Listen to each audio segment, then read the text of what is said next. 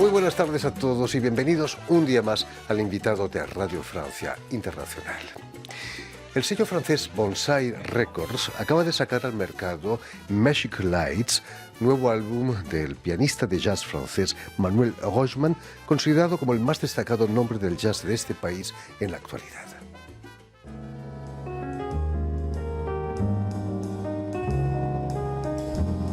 Je suis Manuel Rochman, je vais vous parler de mon dernier projet, Magic Lights. J'ai fait de nouveau appel à mes fidèles compagnons, Mathieu Chazarinck et Mathias Alaman, avec lesquels je collabore depuis plus de 15 ans dans mon trio. Et j'ai eu la joie d'accueillir Rick Margitza, qui est un formidable musicien saxophoniste qui fait partie du dernier groupe de Miles Davis.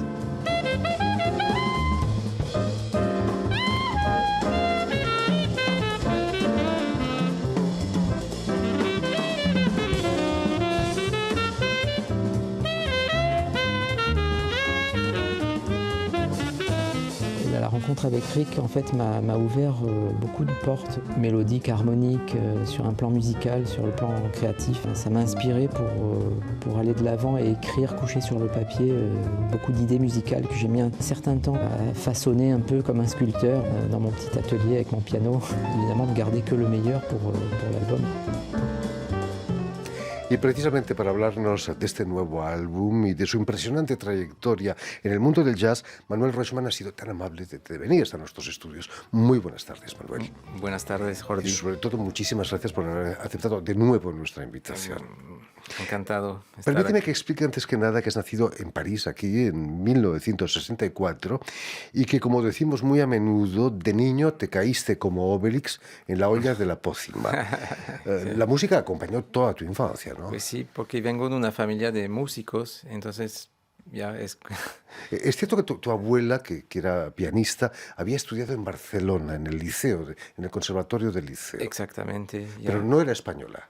No, era del País Vasco, francés, pero fue con su padre. Su padre trabajaba en Barcelona y pasó toda su juventud en Barcelona y tiene recuerdos increíbles. Me hablaba mucho de Barcelona, tenía un muy buen recuerdo de esos años.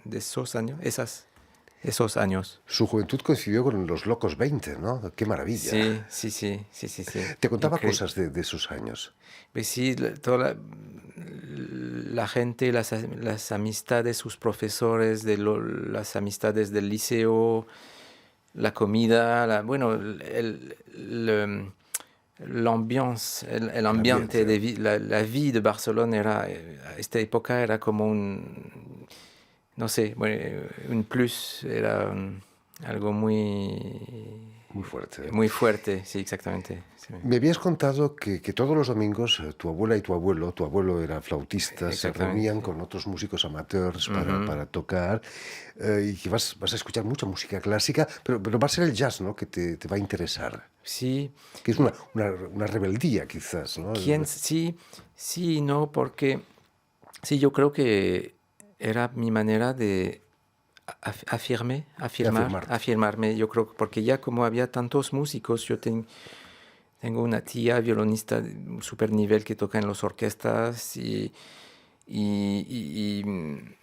mi mamá toca el violonchelo y la viol de gambe, y yo creo que para afirmarme cuando escuché Oscar Peterson la primera vez, era como si que me autorizaba a ir por el jazz, porque Oscar tocaba el piano como un concertista clásica, tal vez mejor también, porque tenía una técnica impresionante. Quizás fue por culpa de tu padre, que era guitarrista y actor también. Sí. Y creo que era el Houdt-Nani, que era en el centro americano aquí en París, ¿no? Exacto. Era como una especie de cava de jazz. Sí, de jazz, entre otros. Era como un tremplin, un poco como había en París el Golf Drouot. Era un lugar donde venían muchas artistas, que sea de jazz, de chanson, de folk, y era como libre.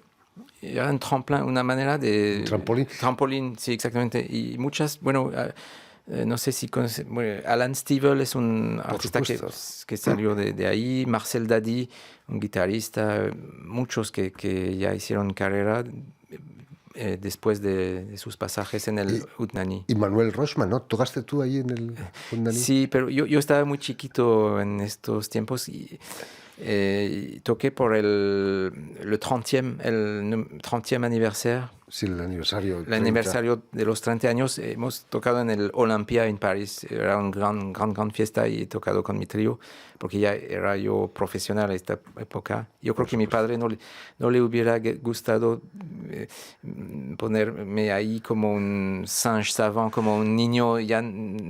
Porque nunca te sentiste como un niño prodigio, porque en el imaginario de todo el mundo lo asociamos más bien a un niño que toca Mozart, una sonata de Mozart, pero jazz no. No, es que la cosa de niño prodigio es un poco peligroso, yo creo. Es normal que en la música se encuentra muy jóvenes, porque la música se empieza a los 6, 7 años y se sigue, bueno, y de verdad que un niño que sigue sus cursos a partir de las 10, 11, 12 años puede tocar muy, muy bien. Entonces impresiona mucho a la gente, pero no es darle un buen servicio, rendre service, no le da muchas gracias de empujarlo muy temprano. Hay que dejar madurar un poco porque psicológicamente es un tipo complicado. No es un poco complicado. Pero a pesar de todo, con solo 15 años te plantas en Nueva York. Sí. Y vas a empezar a tocar en cabarets. Yo encontré músicos, sí, en mis 15 años, bueno, en Nueva York, entre otros, y empecé a tocar un poco, sí. Realmente empecé en París, como yo tenía 17, 18, la carrera profesional. ¿Por qué fuiste a Nueva York? Para encontrar músicos. Yo tenía amigos, bueno, yo tenía como amigos que conocían a otros músicos como Tommy Flanagan, como Jackie Bayard, y me enviaron a encontrarlos allá con una letra de recomendación y todo, y era increíble. Me acuerdo de cómo me recibieron tan bien, tan... ¿Cómo te trataron? ¿Cómo tratan a un niño de 15 años que llega con una carta de recomendación? Con el tiempo, ahora yo puedo decir que eran gente muy abierta, muy... porque, no sé, yo puedo ver en la vida de todos los días, a veces no tengo tiempo para dedicar a uno que me viene a ver a mí, o yo digo, oye, bueno, es que tengo que hacer esto. Tommy Flanagan era muy disponible. Me invitó a comer en el mediodía, que no tenía obligación de nada. Yo comí con él, me pasé toda la tarde con él, escuchamos discos. Me llevó en concierto 2 días después, que no tenía ninguna obligación, claro. Y yo era un niño de 15 años que no, realmente yo creo que mi potencial musical, no sé si él vio algo, pero... Bueno, ¿salías por la noche también en Nueva York? Porque a los 15 años a veces los padres no quieren todavía. Sí, es que sí, bueno, todo estaba con autorización de mis padres, claro, que estaban enterados de todo. Sí, yo no me escapé de j'ai pas fait le mur, no sé cómo se dice faire le mur. No atravesaste la pared, no atravesaste la pared. Sí. De vuelta a París, vas a participar en un concurso de jazz, en el Concurso Nacional de Jazz, y lo ganas. Justo llegar y besar el santo, ¿no? Eso para un pianista de jazz es importante, es tan importante como para un pianista de clásica un concurso. Yo creo que sí. Tal vez hace 20 años yo hubiera dicho que no, pero yo veo cómo está el mundo ahora y los jóvenes que llegan en el mercado. Y yo creo que ahora sí es importante tener un premio de un concurso, que antes tal vez no era tan importante, porque en el jazz no te piden si tienes un premio de conservatorio o un concurso. Se aprecia sobre tu trabajo, los discos y la renombre, la fama, o también lo que dicen, la recomendación también es muy importante en el jazz. Te dice uno, bueno, para estar conocido en el jazz, yo creo que hay que pasar primero por los músicos mayores, y ya cuando te conocen y ya te abren las puertas. Y por ahí Pero es importante un premio, claro, sí. Por supuesto. Era La crítica, los críticos dicen de ti que tienes la técnica de Oscar Peterson y el humor de Martial Solal, Sí. el pianista francés. Es cierto que lo conociste en Nueva York, Martial. No, Martial, lo conocí ahí en Francia. En Francia. En Francia, en París. Pero trabajaste con él, estudiaste con él. Sí, yo fui su único alumno porque él no daba clases, pero él decidió ayudarme. No sé, él vio en mí Talento. talento y supuesto. aceptó a darme. Yo insistí un poco para trabajar con él y aceptó. Yo lo fui a ver durante un año, una vez al mes. Porque se puede enseñar la improvisación, el jazz, o hay que pasar horas improvisando para poder hacer cosas interesantes. En tu cuestión a las dos respuestas, hay que pasar horas y también sí se enseña el jazz, sí. Pero Martial no era de ponerse al piano y decir, oye, mira, trata de hacer eso. Me invitó a escribir mucho las improvisaciones, a preparar las improvisaciones, escribirlas en el pie y llegar el mes próximo con como 4 o 5 chorus de improvisación escritos, porque pensaba él, y yo pienso que tiene razón, se tiene maduras más las ideas cuando las pones por escrito que nada más de memoria, porque a veces de memoria 3 días después, ya no me acuerdo que he tocado este. Entonces yo empecé a desarrollar un poco mi lenguaje, vocabulaire. Era importante pasar por la etapa de Digamos, lo más importante de la improvisación es la preparación. La preparación, porque es un lenguaje, Por supuesto. Sí. Desde entonces has grabado 13 discos con diversas formaciones. Has pasado incluso por Brasil, ¿no? Uno de los discos lo grabaste con un gran guitarrista brasileño. Toninho Horta, un muy gran guitarrista, Yuri Popov al bajo y Marcio Baia, que toca con Hermeto Pascual. Bueno, son músicos increíbles brasileños. ¿Ha dejado huella en tu música, la música brasileña, esa estancia en Brasil? ¿Se puede escuchar algo de brasileño en tu música, en tus composiciones? Yo creo que sí tengo como una Latin vibe, ¿no? Algo de latín. Me gusta mucho sí, la música latina, que sea de la salsa, el son, el merengue, la música brasileña. Sí, es que todas estas músicas son como primas del jazz y llegaron por las mezclas africanos con, Sí, bueno, todo el camino que hicieron los esclavos y con la música local y las tradiciones locales como en Cuba y bueno, sí. Nuestros oyentes, nuestros telespectadores también se preguntarán ¿por qué tienes un español tan correcto con un pequeño acento mexicano? Creo que tienes vínculos muy estrechos con México últimamente, ¿no? Sí, es que mi esposa es mexicana y entonces, bueno, eso ayuda. Has tocado, imagino, bastante a menudo en México últimamente. Sí, yo he tocado en México varias veces, sí. La última vez fue hace como 2 años. Hemos tocado en el CNA, el Centro Nacional de las Artes en México. Y bueno, me gusta mucho este país, México.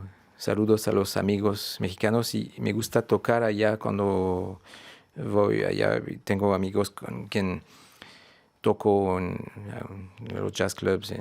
Desde aquí les mandamos a nuestros amigos mexicanos un caluroso saludo. Claro. Volviendo a Magic Light, que acabas de grabar para el sello Bonsai Records, es la primera vez que introduces un instrumento de viento en tus discos, un saxofonista que no es cualquiera, se trata de Rick Margitza, el único saxofonista que fue contratado por Miles Davis, ¿no? Sí, bueno. ¿Cómo conoces a Rick Margitza?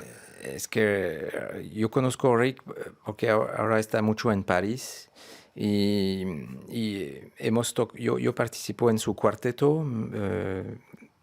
Hemos tocado desde varios años juntos y empezamos ya a estar como amigos y un poco más que nada más colegas. Más que colegas. Más que colegas.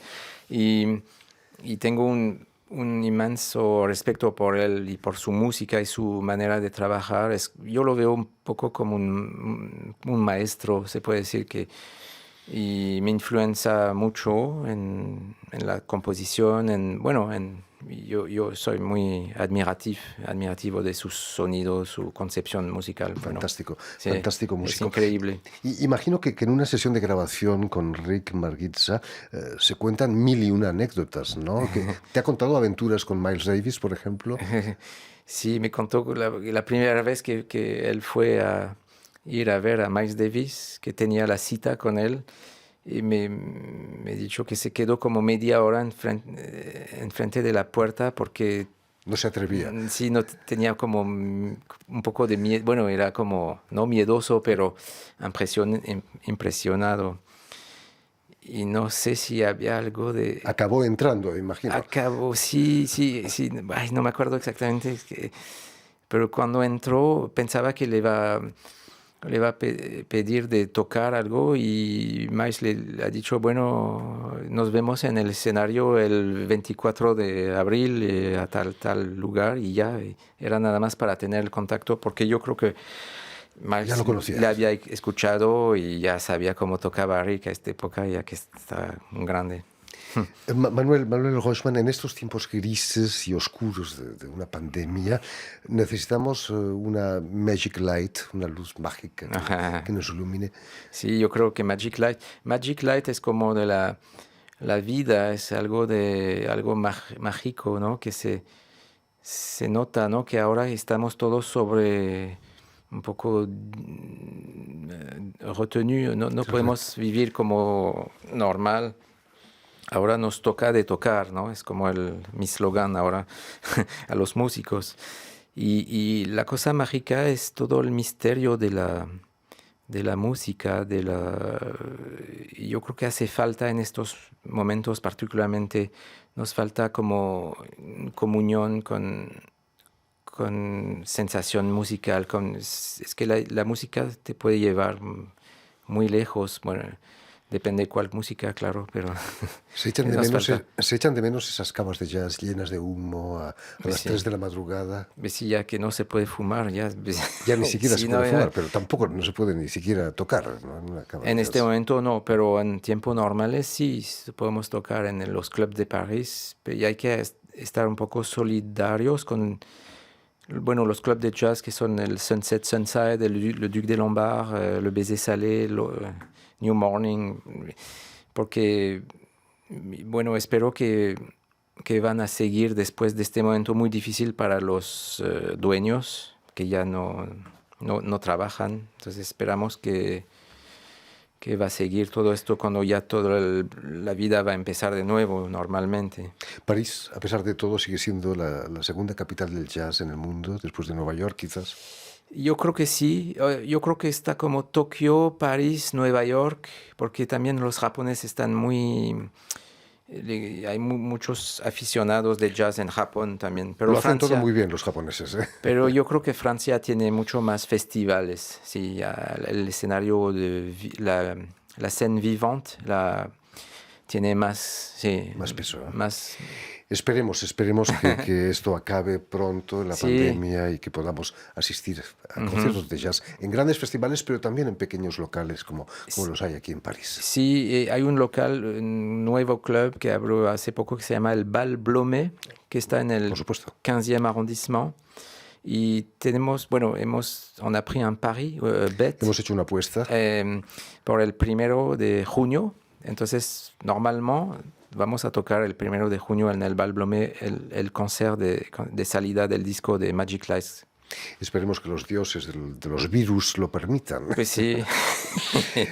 Nos vamos a marchar con una de las piezas más bellas de este disco, Puppies, que se llama Puppies Lullaby, del disco Magic Light del pianista Manuel Rochman. Muchísimas gracias, Muchísimas gracias, Jordi.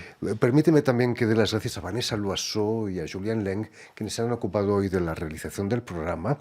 Y también un saludo muy especial, enviarlo a nuestros telespectadores, porque también los tenemos, que nos siguen en toda América Latina, incluso en México, seguro, gracias a una cadena internacional de televisión que se llama UCL y emite desde desde Montevideo, en Uruguay, para todo el continente. Y a ustedes, muchísimas gracias por su atención y les damos cita para una nueva edición de El invitado de Radio Francia Internacional.